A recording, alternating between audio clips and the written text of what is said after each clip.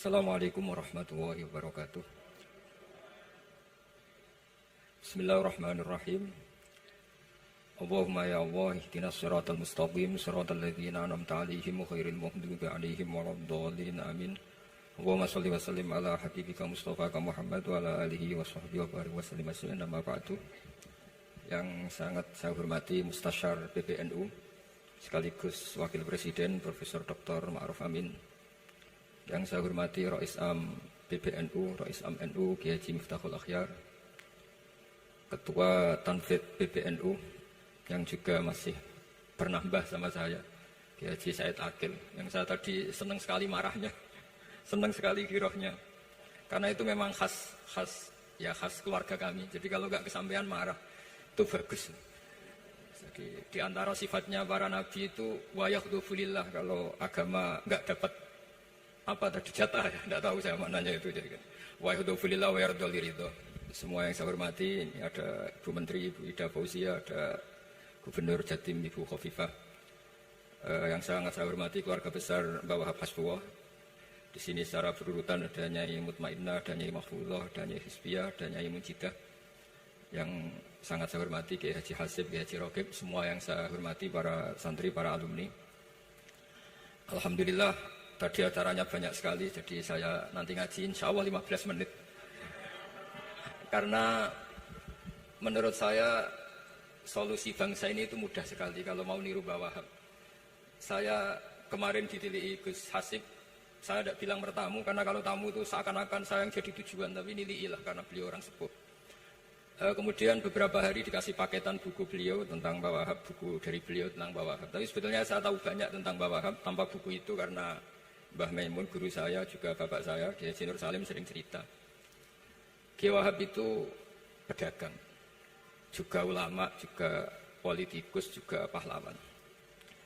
Kita sebetulnya melihat itu sederhana, hanya sederhana dalam pikiran ulama. Jadi pernah suatu ketika Sayyidina Ali itu marah besar ketika melihat umat Islam itu pasif itu udah aktif. Sehingga beliau marah besar di antara kalimatnya itu, karena ini tengah-tengah kalimat langsung pakai fa'ataf atau fa'tafrek atau apa sajalah, nanti terserah santri-santri yang ngikrab.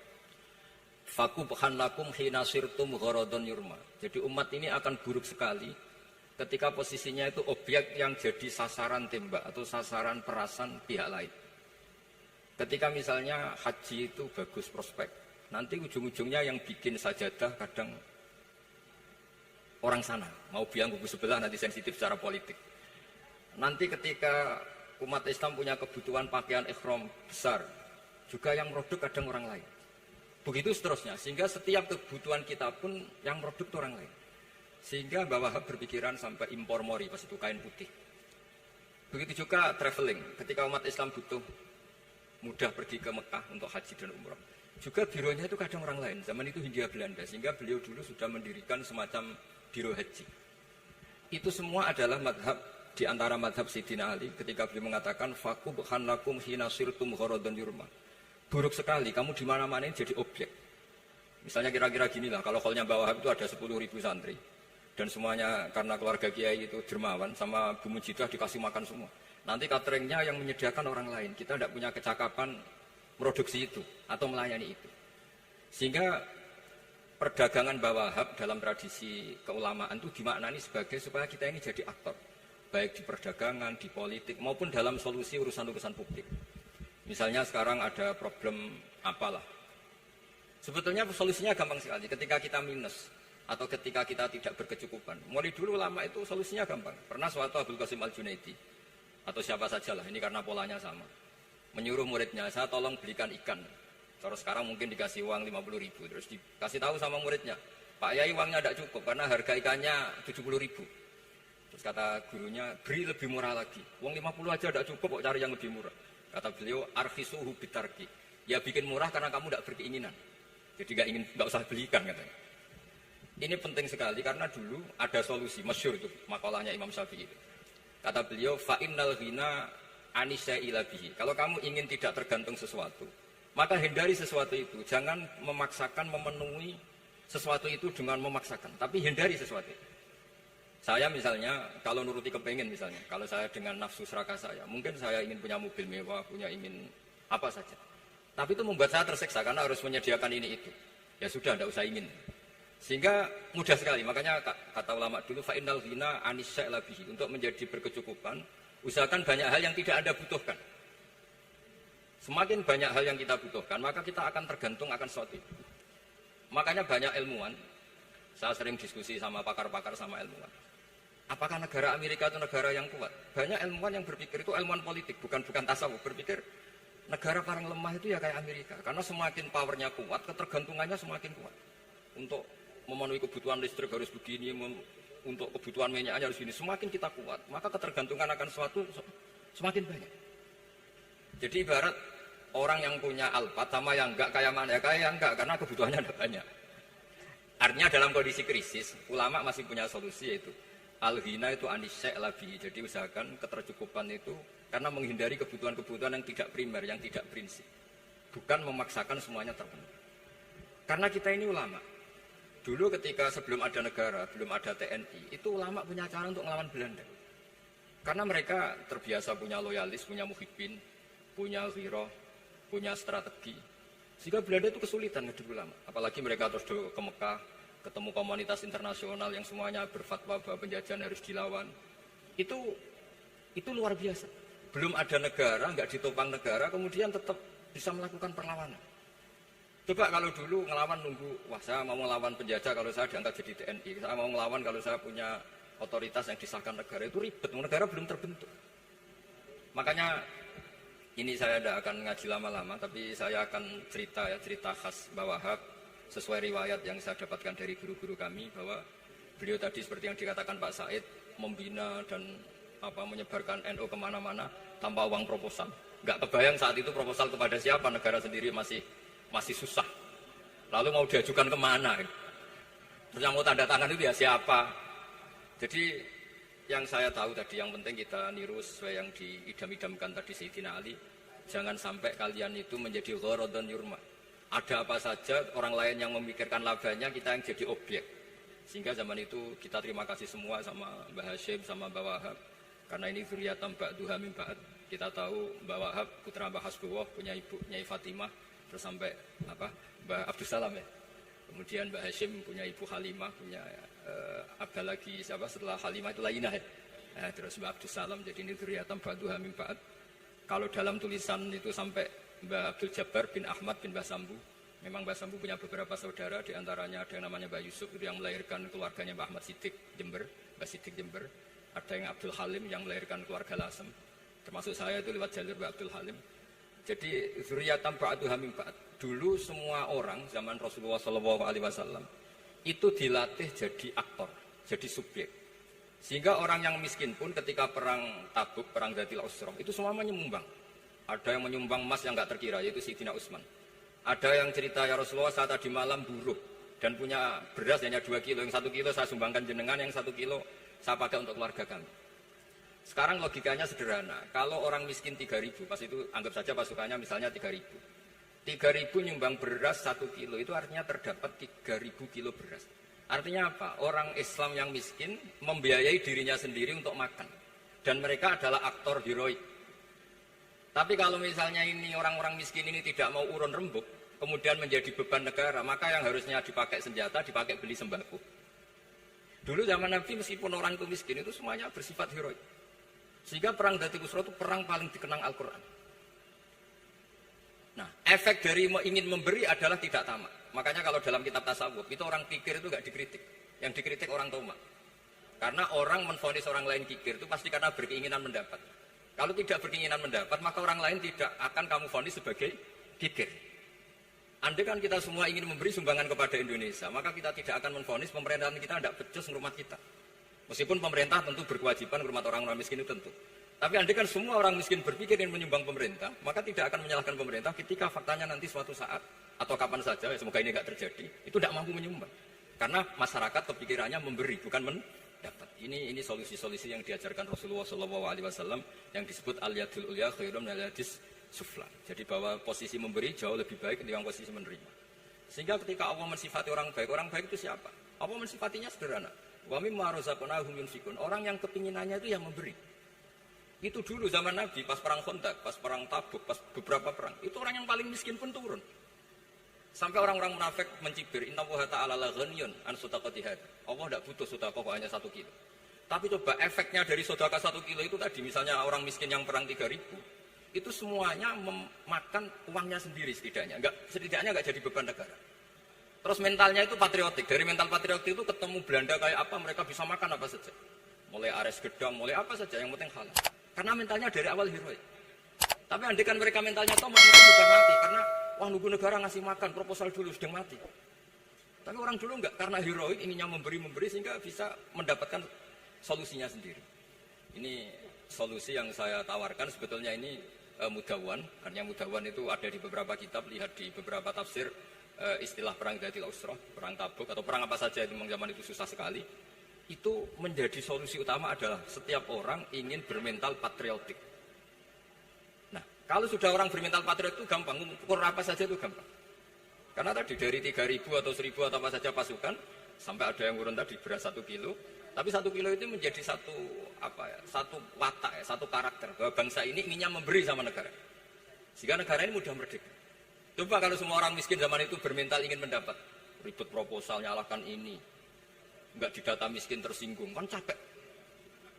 Jadi ini memang zaman akhir ya agak aneh, orang enggak didata miskin itu tersinggung. Kalau besanan nyari yang kaya, tapi kalau ada sumbangan nyari sebagai yang miskin. Jadi kalau tanya solusi khas ulama, kita belajar dari perang Dhatil Usrah. Itu orang yang miskin, semuanya urun. Nah barokahnya urun itu kemudian mereka bermental patriotik. Barokahnya patriotik, yang kaya, yang miskin, yang pinter, semuanya berkontribusi untuk menyumbang negara. Akhirnya negara ini bisa merdeka sebelum terbentuk TNI, sebelum terbentuk Polri. Karena tadi keinginan memberi, keinginan patriotik. Sehingga cerita buyut-buyut saya ketika Belanda atau apa Jepang, itu yang dicari di geladak saya, itu ya kitab. Karena kitab ini dianggap sumber inspirasi mereka melawan Belanda. Dulu kita tahu masyarakat kita itu kalau ngerti Belanda itu dipanggil Doro, wis penjajah jadi diundang Doro. Itu kan terlalu dulu. Sehingga orang Arab itu kadang agak dengan tanda kutip mencibir kita. Kalau bahasakan negara jajahan itu mustakmarin. Negara yang perlu rame, karena cara berpikir masih terbelakang. Wong penjajah kok dipanggil Doro. Terus ketika beberapa kiai melihat Belanda baik karena di alun-alun dikasih masjid gini-gini, sudah tidak berotak. Karena anggap Hindia Belanda itu baik. Baru ketika era beberapa ulama, ada Mbah Hashim, ada Mbah Hasbuh, tadi kata beliau Dwi Tunggal tadi. Terus ada fatwa resolusi jihad. Sehingga mereka baru sadar bahwa Belanda itu ancaman. Kayak apa pentingnya ilmu, kayak apa pentingnya fikih. Karena di fikih jelas, jihad untuk melawan penjajah itu fardu kifayah. Tapi jika musuh kadung ada di kita, maka itu fardu ain. Tidak lagi ada prasyarat harus lelaki, harus merdeka, enggak, perempuan pun harus terlibat. Jika kita punya pahlawan kayak Cut Nyadin, beberapa daerah Kartini, itu ada di khazanah kitab-kitab fikih kita. Jadi kita tidak pernah kehilangan khazanah untuk menjawab muskilatus zaman, untuk menjawab problem-problem zaman. Tapi yang penting kita selalu ngaji, selalu belajar. Saya adalah orang yang sebetulnya tidak pernah ingin terkenal karena saya itu suka belajar. Cuma saya bikin pengecualian, mau diundang kalau pernah sepuh. Ternyata yang pernah sepuh itu banyak. Ini agak musibah bagi saya karena harusnya kiai itu ya dihormati, tapi gara-gara kalah sepuh digawe kongkonan. Saya ini kemana-mana digawe kongkonan. Jadi gayanya nasihati, tapi aslinya diperintah. Jadi tidak ada kerennya sama sekali.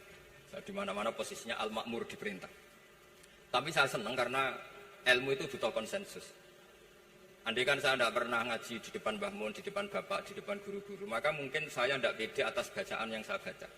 Karena saya tidak tahu ini benar apa enggak. Jika masyhur dalam guyonan santri, ada orang tidak baca-baca kitab, cari kamus sampai mati tidak ketemu. Karena dia bacanya lam tardiman. Wah itu cari di kamus sampai mati tidak akan ketemu. Bareng tanya gurunya, ini apa Pak Yai? Oh itu lam tarodaman.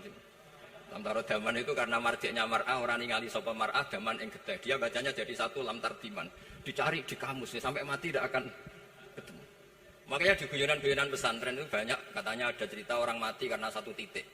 Jadi gurunya baca habbatun sauda dawaun min kulli da.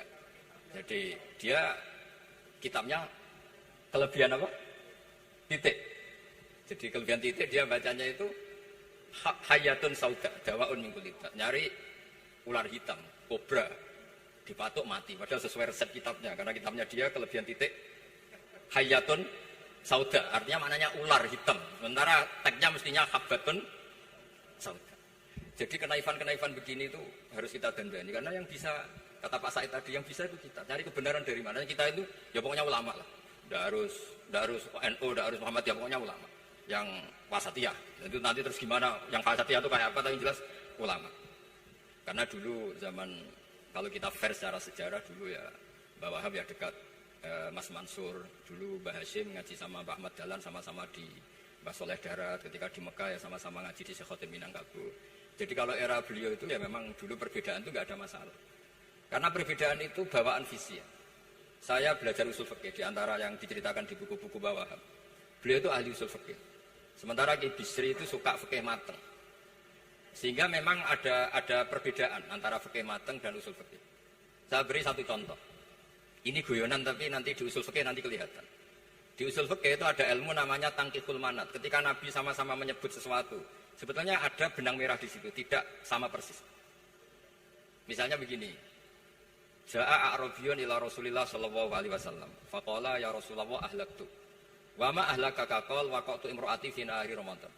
Ya Rasulullah, saya ini orang yang rusak karena saya berhubungan intim dengan istri saya di ketika Ramadan. Terus Nabi ngendikan, ya sudah kamu harus merdekakan budak, saya tidak punya ya Rasulullah.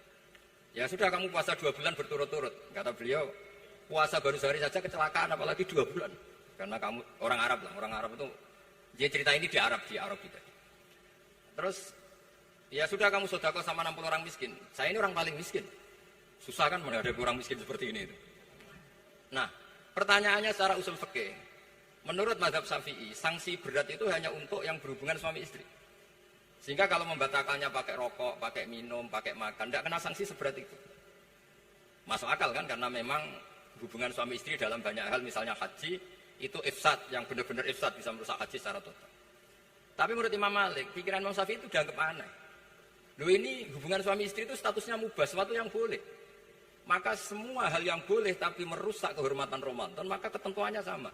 Yaitu misalnya nggak sakit, nggak apa, pagi-pagi nyate.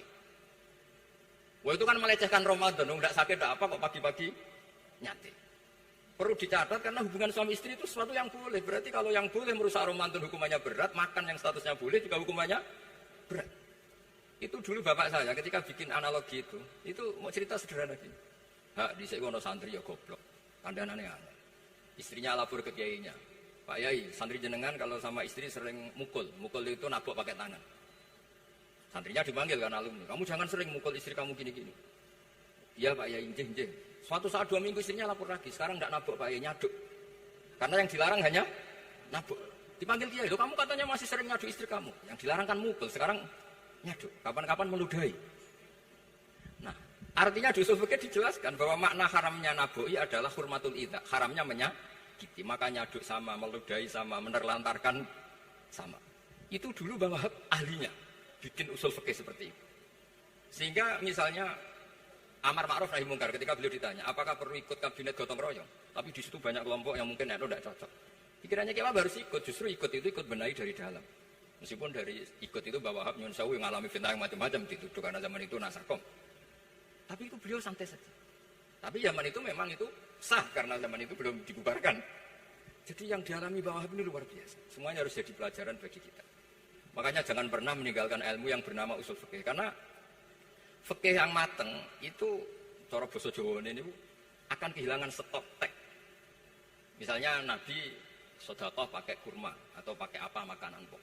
Itu hadisnya itu kurma, sama Imam Syafi'i digenti kutu ahli baladi, yaitu makanan pokok dari negara.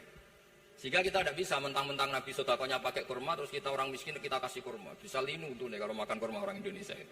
Karena yang penting itu kutu ahli balad bukan kurma.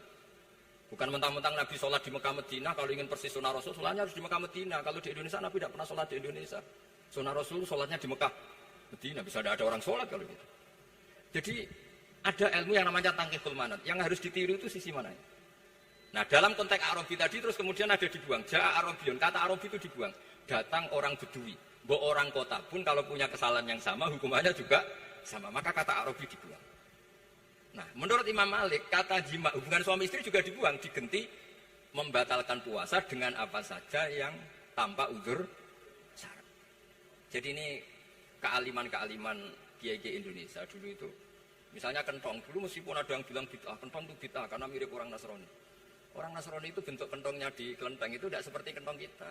Adat Indonesia kalau pos kampleng ada maling, ada banjir pakai kentong. Jadi adatnya memanggil itu pakai kentong. Makanya kiai dulu, ini mirip orang Nasrani, enggak mirip pos kampleng katanya. Padahal jelas ya, menurut hadis Sahih jelas ketika ada sahabat usul ya Rasulullah bikin kentong, wah jangan nakus itu nanti kayak Nasrani. Bikin buk itu trompet, jangan nanti mirip orang Yahudi. Ya dengan api ya Rasulullah, jangan nanti mirip Majusi. Datang sahabat tergesa-gesa, beliau mimpi kalau diajarin azan. Azan itu maknanya al-ilam, memberi maklumat waktu sholat. Akhirnya ada azan. Kemudian ulama Indonesia dulu Mbah Hashim sama Ki Fakih Mas Kemambang yang satu anti kentong, yang satu pro kentong. Itu dulu ya saling menghormati nggak masalah. Karena fikih itu sekali khilaf itu mirip-mirip. Tadi Pak Said Akil nyinggung Palestina. Saya pernah ke Palestina. Itu banyak ulama Mesir yang mengharamkan orang datang ke Yerusalem, ke Masjid Aqsa. Karena mau tidak mau harus dapat visa Israel. Berarti ngaku eksistensi Israel. Karena dianggap mengaku eksistensi Israel maka hukumnya haram. Tapi saya pernah ketemu Imam Masjid Aqsa. Beliau bilang begini, Pak Bahak, kalau orang Islam dari seluruh dunia tidak datang ke kami, maka eksistensi kami dianggap diabaikan oleh komunitas internasional. Dan itu dengan mudahnya Israel mencaplok kita.